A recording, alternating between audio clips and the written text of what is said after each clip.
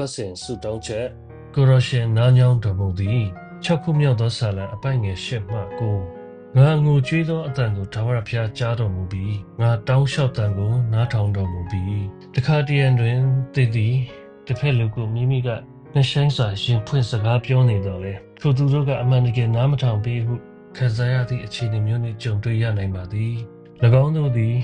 အာယုံဆိုင်နေပုံရတော်လေသင်ခံစားချက်၏နှဆိုင်မှုသို့မဟုတ်တင်ကြုံတွေ့နေရသည့်အခြေအနေ၏အရေးကြီးပုံကိုအမှန်တကယ်နားလည်ပုံမရကြပါ။သင်အပေါ်စာနာစိတ်ရှိလင်တော်မှသင်အတွက်စစ်မှန်ပြီးတည်မြဲသောတတ္တရာရမှုကိုပေးစမ်းနိုင်စွမ်းမရှိကြပေ။သို့သောသင်သည်ဘုရားသခင်ကိုဟစ်အော်သောအခါကိုရော့သည်သင်မပြောထွက်နိုင်သောစကားလုံးများကိုပြင်အမှန်တကယ်နားညောင်းတော်မူပါသည်။ကိုရောသည်သင်၏နာကျင်မှုကိုနားလည်ပြီးသင်ရင်ဆိုင်နေရသမျှအတွက်အထီးရောက်ဆုံးသောအကူအညီကိုပေးရန်အစစ်အမြဲအသိရှိနေပါသည်။သင်၏အခက်အခဲများကိုအခြားသူများထံယူဆောင်သွားပြီးစိတ်ပြတ်ခဲ့ရပူပါသလား။ထို့သောဆိုရင်သင်စိုးရင်ပူပန်မှုများကို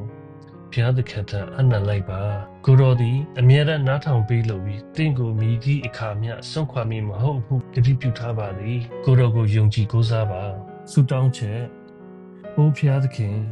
ကျွန်ုပ်၏နှလုံးသားထဲမှထွက်ပေါ်လာသောစကားလုံးမဲ့ဆုတောင်းတာများကိုပြင်နားညောင်းပေးသည့်အတွက်ကျေးဇူးတင်ပါသည်။အမှန်စင်စစ်ကိုတော်သည်ကျွန်ုပ်၏အံ့ဩဖွယ်အကောင်းဆုံးသောတိုင်ပင်ဖို့တိုင်ပင်ဖြစ်တော်မူ၏။ကိုတော်ကိုချီးမွမ်းပါ၏။အာမင်။